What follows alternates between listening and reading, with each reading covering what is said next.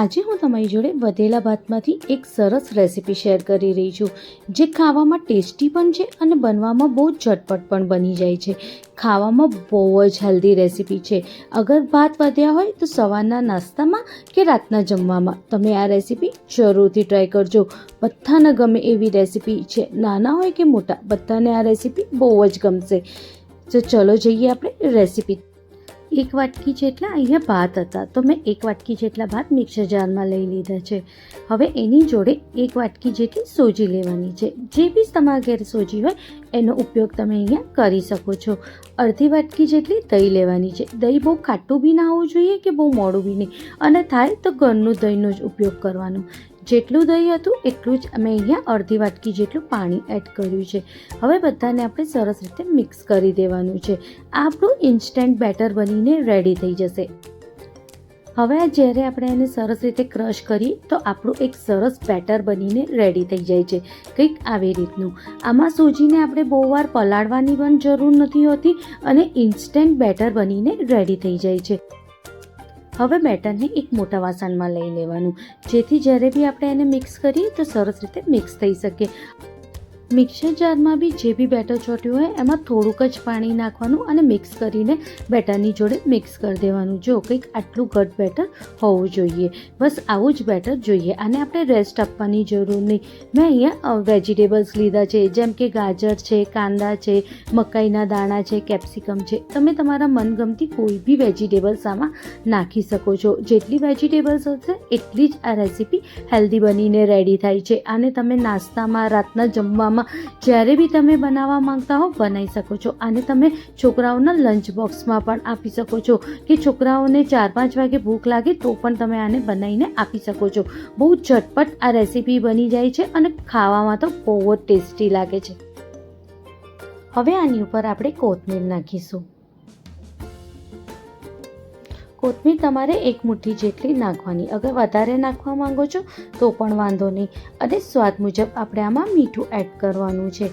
અને 1 ચમચી જેટલું chilli flakes. Chilli flakes optional છે, અગર તમારી જોડે હોય તો તમે નાખી શકો છો, ના હોય તો પણ ચાલે. હવે બધાને આપણે સરસ રીતે મિક્સ કરી દેવાનું.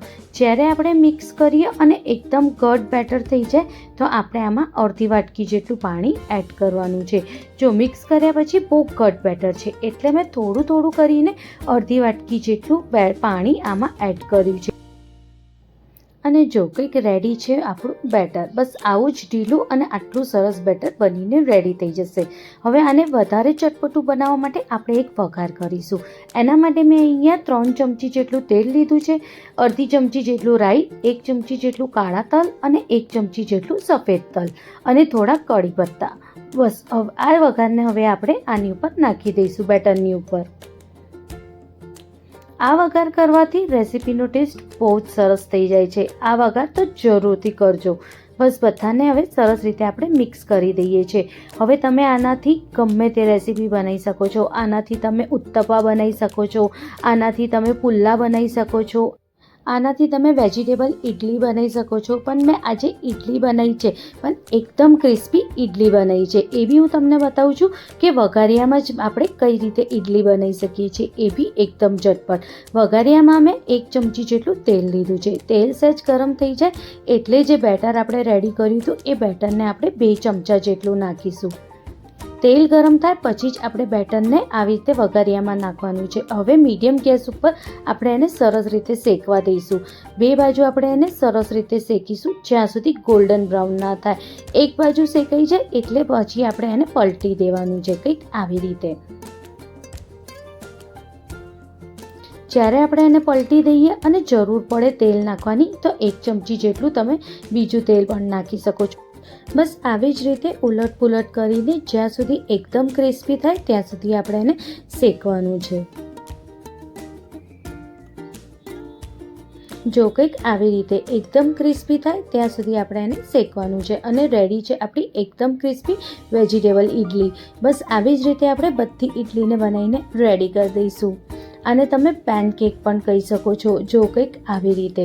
આ ઇન્સ્ટન્ટ પણ બની જાય છે અને ખાવામાં તો બહુ જ હેલ્ધી અને બહુ જ ઓછા તેલમાં આ રેસીપી બનીને રેડી થઈ જાય છે અને ટાઈમ બી આપણને બહુ બચી જાય છે. આપણે બહુ વાર રસોડામાં ઊભા પણ રહેવાની જરૂર નથી પડતી. ઉનાળામાં આમે ઊભું રહેવું બહુ જ કંટાળો આવે, તો તમે સવારના નાસ્તામાં કે રાતના જમવામાં આ રેસીપી જરૂરથી ટ્રાય કરજો. જો હું તમને આને કાપીને પણ બતાવું. અંદરથી એકદમ સોફ્ટ અને ઉપરથી એકદમ ક્રિસ્પી અને અંદરથી એકદમ વેજીટેબલથી ભરપૂર. આ રેસીપી તમે એકવાર જરૂરથી ટ્રાય કરજો. તમને ગમે તો તમારા દોસ્તો સાથે પણ જરૂરથી શેર કરજો. આને તમે ગ્રીન ચટણી અને સોસ જોડે પણ ખાઈ શકો છો. મળીએ એક નવી રેસીપી સાથે. Thank you.